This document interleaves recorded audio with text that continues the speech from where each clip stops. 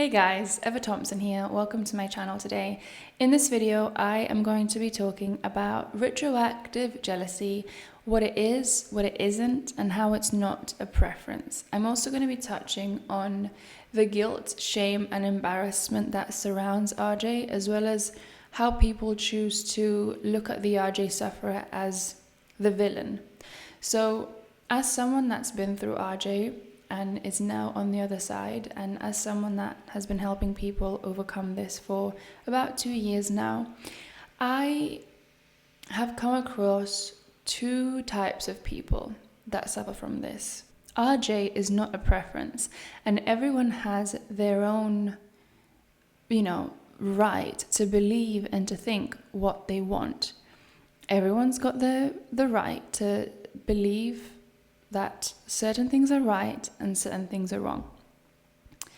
Now, the problem is when people think that retroactive jealousy is a simple preference, and they say things like, I just don't want to be with someone that has that kind of past.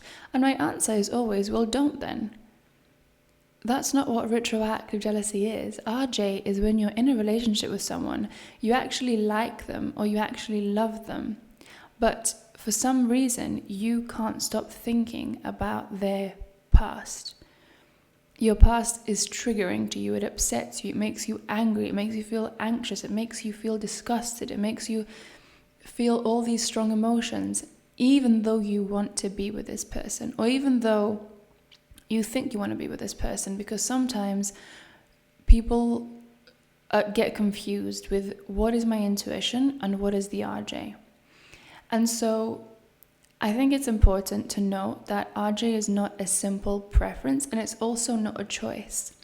And I know that there is a lot of shame, guilt, and embarrassment that surrounds retroactive jealousy. And there's also not a lot of understanding from, your average person in society, because people will often say things like, get over it, it doesn't matter, the past is the past, why does it bother you, don't be silly, all of these things. And something that I point out to clients in the first call is that it's the same, it's a mental condition, right? Just like if someone was to suffer from, say for example, fear of flying, or if someone was an alcoholic, or if someone had trouble with overeating, it's not about logically or intellectually telling them, just don't drink, or just stop eating unhealthy, or just exercise more. Oh, flying is the safest way to travel. What are you scared of? If it was that simple, no one would be suffering from anything. But it isn't. It's a bit more complicated than that. And it is true that for RJ sufferers, a lot of the time it can bring out abusive and toxic behavior in relationships, unfortunately, and it has led to a lot of breakups. However, there are two types of people that I've noticed, because I've talked to hundreds of people that have RJ, and you either have the type of person that has all these intrusive thoughts. Maybe they feel judgmental towards their partner. Maybe they feel that, their partner did things that makes them feel disgusted, or their partner is not as valuable anymore because of what they did in the past. And the RJ sufferer will have all these beliefs and opinions, but they'll want to change them. And that is the kind of person that I look to work with.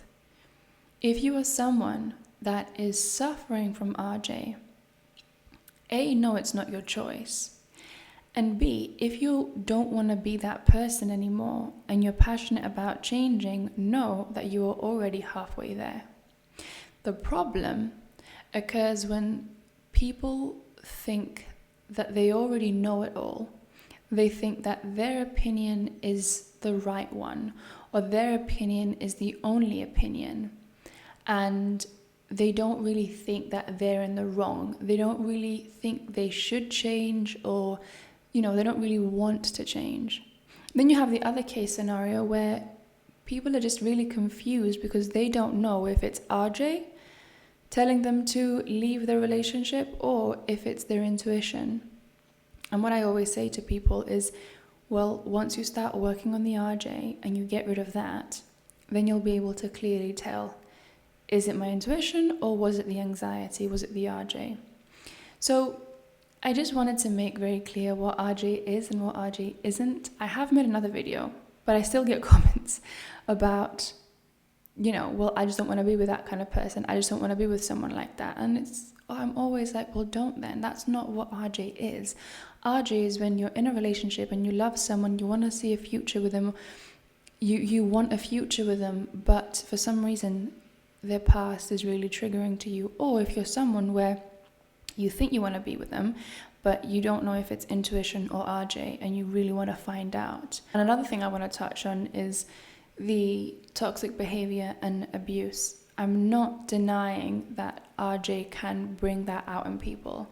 And I know for a fact that there's a lot of people that have suffered from RJ that have significantly hurt their partner, either emotionally or mentally, or sometimes even physically, although it's mostly probably emotional and mental. So that is a side of RJ that is really ugly and unfortunate.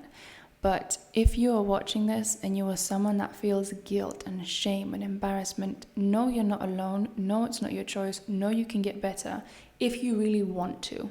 If you're passionate about change, it is going to happen for you. I have made many videos on how to overcome it. I also work with people one-on-one. So if you want to check out the link to a discovery call, you can. It's down in the description box below. But I just want to keep making videos about this to kind of remove the stigma and make people more aware of what this actually is. It's not a choice. It's not something you just do for fun. People actually can, get depressed because of RJ. They can end up being someone that they're not, whether it's abusive or toxic. They can end up ruining relationships.